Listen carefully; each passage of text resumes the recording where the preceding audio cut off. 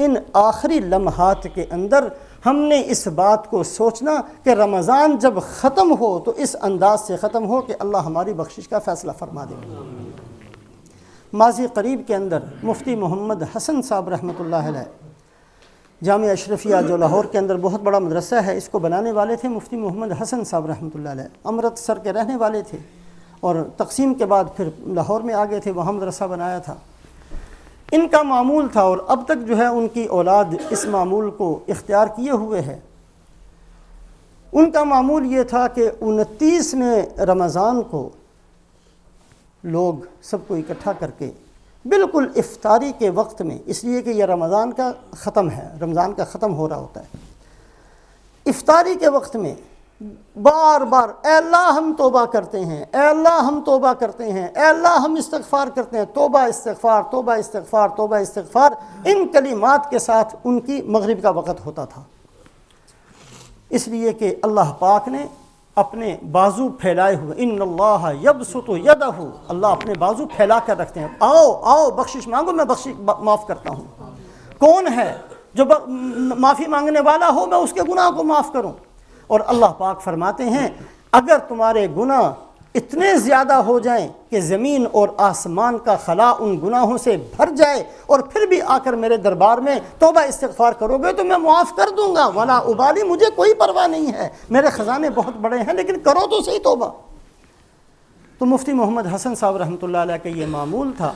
کہ 29ویں رمضان کے اندر افطاری سے پہلے بہت اہتمام کے ساتھ دعا مانگتے تھے اور بہت اہتمام کے ساتھ توبہ توبہ توبہ توبہ ان کلمات کو بار بار دہراتے تھے۔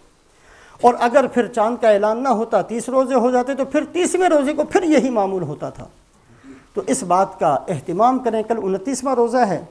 افطاری کے وقت میں انشاءاللہ یہاں بھی ہم دعا کا اہتمام کریں گے، اور جہاں بھی جو بندہ ہو اس بات کا اہتمام کرے کہ افطاری سے پہلے کثرت کے ساتھ 10-15 منٹ کا وقت نکال کر، اس لیے کہ یہ رمضان کی بالکل آخری لمحات ہوتے ہیں، اس میں ہم نے یہ فیصلہ کرانا اور یہ دعا مانگے کہ اے اللہ، حضرت محمد صلی اللہ علیہ وسلم نے جن لوگوں کے لیے بد دعا کا کلمہ کہا ہے، اے اللہ اس سے ہمیں بچا لے۔ اس لیے کہ آپ کی بد دعا کوئی معمولی ہماری جیسی بد دعا جیسی نہیں ہے، آپ کی دعا بھی آسمانوں سے اوپر پہنچتی ہے اور آپ کی بد دعا بھی بہت اوپر پہنچتی ہے۔ بڑے خوش نصیب ہیں وہ افراد جن کے لیے آپ نے دعا فرمائی، اور بڑے بد نصیب ہیں وہ افراد جو آپ کی بد دعا میں شریک ہوتے ہیں۔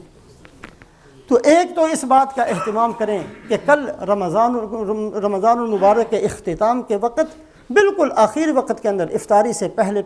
توبہ استغفار کا، عورتیں اپنے گھروں کے اندر اور ہم میں سے بھی جو آدمی جہاں کہیں ہو، بجائے ادھر ادھر مصروف ہونے کے ان لمحات کو توبہ استغفار کے اندر، صلاۃ التوبہ، عصر کے بعد تو نفل نہیں پڑھ سکتے، عصر سے پہلے پڑھ سکتے ہیں، صلاۃ التوبہ کا اہتمام کرنا اور اس کے بعد توبہ استغفار کثرت سے کرنا، ایک تسبیح استغفر اللہ کی پڑھ لینا، اور افطاری کے وقت میں توبہ توبہ توبہ توبہ کی کلمات کے ساتھ ہمارا روزہ کھلے، اس چیز کا ہم سب اہتمام کریں۔ تو ان دو چیزوں کا اہتمام کریں گے رمضان المبارک کے آخری لمحات کے اندر، ایک تو یہ 4 بڑے بڑے گناہ یہ ہم سے نہ ہوں، دوسرا یہ کہ رمضان اس حالت میں ہمارا ختم ہو کہ ہم اللہ سے توبہ استغفار کریں، اور پھر بار بار اس چیز کو ہم نے سامنے رکھنا ہے کہ ہماری زندگی کا ایک ہی مقصد، ہماری زندگی کی ایک ہی نیت، ہمارے تمام اعمال کے پیچھے ایک ہی نظریہ،